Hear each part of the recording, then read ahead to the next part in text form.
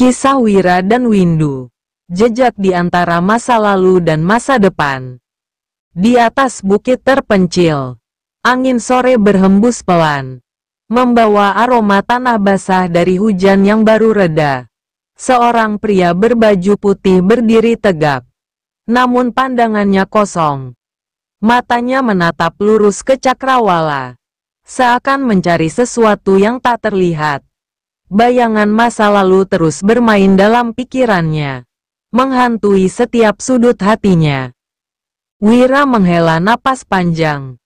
Ingatan tentang masa kecilnya kembali menyeruak, seperti gelombang yang sulit ia bendung.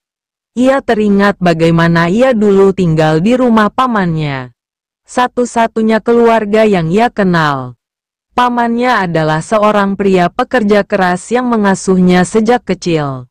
Namun segalanya berubah saat pamannya menikah lagi dengan seorang wanita saudagar kaya, bibinya, yang dulu selalu melindungi dan menyayanginya, pergi meninggalkan rumah tanpa kata perpisahan. Saat itu, kehidupan Wira kecil berubah drastis. Wanita yang kini menjadi istri pamannya memandang Wira dengan dingin, seolah kehadirannya adalah beban. Perlahan, Wira diabaikan. Hingga suatu hari, saat hujan deras mengguyur desa mereka, Wira diusir dari rumah. Ia tidak pernah melupakan kata-kata pamannya yang menghancurkan hatinya. "Pergilah, Wira. Kau bukan tanggung jawabku lagi. Kau tidak berguna di sini." Basah kuyup di bawah hujan yang mengguyur tanpa ampun, Wira kecil menggigil sambil memanggil nama bibinya. Namun panggilannya hanya terpantul kembali oleh hujan. Tanpa ada jawaban, langkahnya terus berjalan di jalan setapak menuju tempat yang ia sendiri tidak tahu. Di tengah perjuangan antara hidup dan mati, ia bergumam lirih. "Siapakah sebenarnya orang tuaku? Mengapa aku tak pernah tahu mereka? Apa aku benar-benar tidak diinginkan di dunia ini?" Pertanyaan-pertanyaan itu terus menggelayuti pikirannya selama bertahun-tahun. Namun waktu tidak berhenti, dan Wira kini telah dewasa. Nasib membawanya ke seorang guru bernama Galuh Panuku, seorang pendekar tua yang menemukan Wira dalam keadaan nyaris pingsan di tengah perjalanan. Di bawah bimbingan Galuh Panuku, Wira belajar mengasah kemampuan bertarungnya. Ia menjadi pendekar pilih tanding, dengan ilmu silat yang sulit ditandingi. Tapi kehidupan tidak berhenti di dunia persilatan. Wira menyadari bahwa dunia telah berubah, dan kekuatan tak lagi hanya diukur dengan kemampuan fisik. Disinilah Wira bertemu dengan Windu Pratama, seorang pemuda jenius yang hidupnya tak kalah penuh luka. 7 tahun yang lalu, Wira sedang berburu di dasar jurang ketika ia melihat sesuatu berkelebat jatuh dari ketinggian. Ketika ia mendekati objek itu, ia mendapati sebuah karung besar yang tersangkut di bebatuan. Dengan cekatan, ia melesat untuk menyelamatkan isi karung tersebut, yang ternyata adalah seorang pemuda bernama Windu Pratama. Tubuh Windu saat itu penuh luka, namun ia masih bernapas. Windu menceritakan kisah pilunya. Ia adalah korban dari ketamakan keluarganya sendiri. Ketiga kakaknya, yang serakah akan harta warisan orang tua mereka, telah membuang Windu ke jurang, menganggapnya penghalang. Namun, Windu, meski disakiti, memilih untuk tidak membalas dendam. "Dendam hanya akan membuatku menjadi seperti mereka," katanya kepada Wira suatu hari. Dengan bantuan Wira, Windu bangkit. Kecerdasan Windu yang luar biasa membawanya menjadi seorang konglomerat di dunia teknologi. Ia membangun perusahaan raksasa yang bergerak di bidang inovasi digital dan menjadi pemimpin di dunia peretas. Dengan julukan Singa Timur, dalam banyak kesempatan, Windu tak pernah lupa jasa Wira yang telah menyelamatkannya. Windu selalu mengatakan bahwa segala yang ia miliki sejatinya adalah milik Wira. Ia berjanji, jika di masa depan Wira membutuhkan uang, berapapun jumlahnya, Windu tak akan pernah membatasinya. Namun, Wira, sebagai sahabat sejati, tak pernah peduli dengan apa yang dilakukan Windu dan tidak pernah meminta sedikit pun dari hasil jerih payah sahabatnya. Bagi banyak orang, Wira adalah seorang konglomerat misterius. Namun siapa dia sebenarnya? Hanya sedikit yang tahu. Di sisi lain, Windu dengan tegas menyampaikan kepada seluruh karyawan bahwa perusahaan yang ia kelola bukanlah miliknya, melainkan milik sahabatnya, Wira.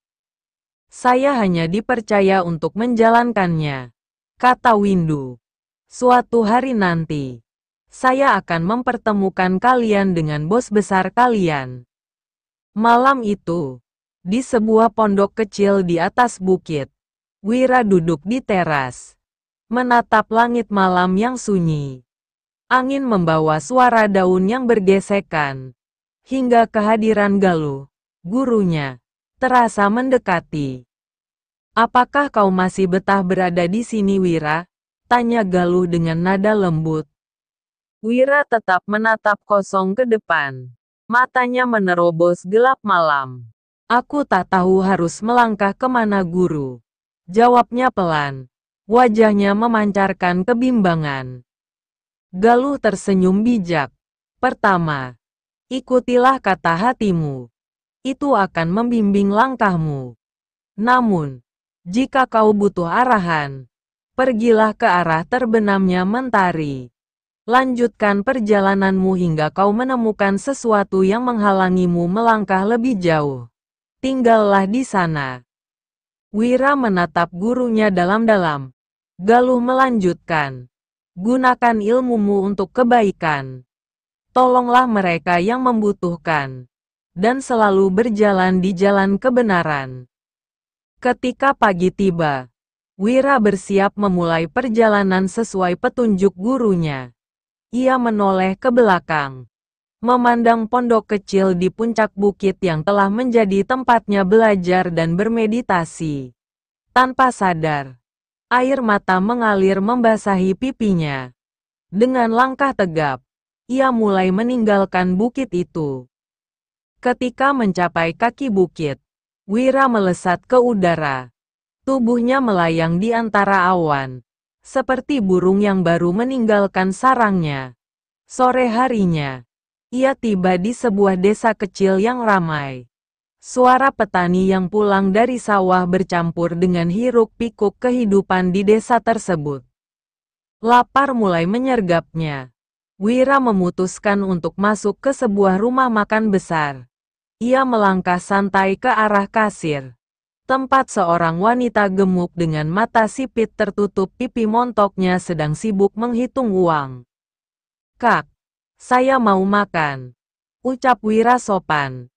Namun, sebelum ia menyelesaikan kata-katanya, wanita itu menyela. "Kalau mau makan, pesan di sana. Ini tempat bayar, bukan tempat pesan makanan."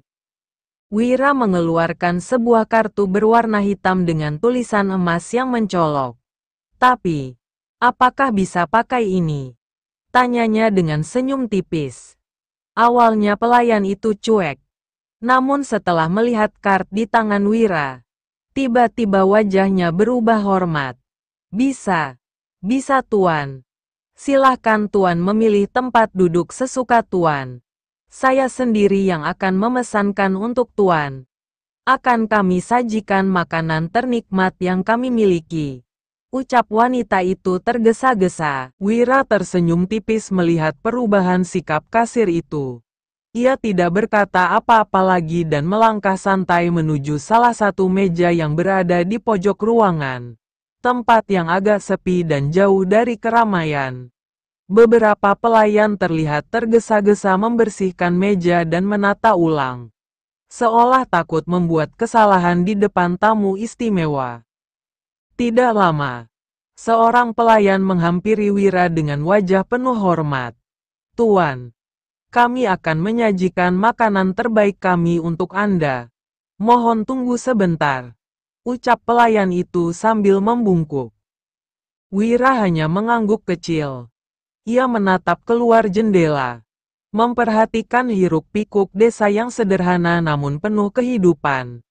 Para petani yang berjalan pulang, anak-anak kecil berlarian dengan riang, dan aroma tanah basah bercampur dengan udara sore yang segar.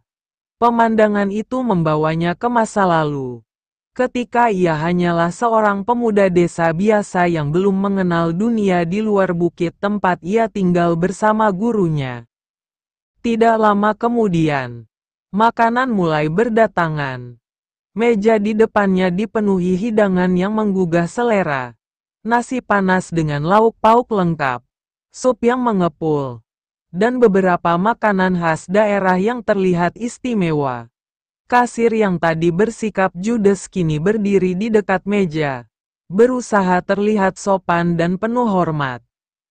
"Tuan, jika ada yang kurang atau Anda butuh sesuatu, silakan beritahu kami," ucapnya sambil tersenyum canggung. Wira tersenyum tipis. "Terima kasih. Ini sudah lebih dari cukup," jawabnya singkat. Setelah semua pelayan pergi, Wira mulai makan dengan tenang. Rasa makanan itu benar-benar lezat. Namun pikirannya tetap melayang, memikirkan perjalanan yang baru saja ia mulai. Petunjuk gurunya selalu membawa keajaiban. Dan ia yakin perjalanan ke arah barat ini bukanlah sekadar langkah tanpa tujuan. Di tempat yang belum ia ketahui, pasti ada takdir besar yang menunggunya. Setelah selesai makan, Wira berdiri dan berjalan kembali ke kasir. "Terima kasih atas pelayanannya," ucapnya dengan nada lembut sambil menyerahkan kembali kartu hitam itu. Dan kasir pun menggesek kartu hitam milik Wira. Kasir pun terkejut melihat isi kartu itu. Angka diawali 8. Namun di belakang angka 8, ia tak sanggup untuk menghitungnya. "Oh, tidak perlu, Tuan, semua ini kehormatan kami," jawab kasir itu dengan tergesa-gesa, takut membuat Wira tersinggung. Wira tersenyum lagi. Kali ini lebih lebar.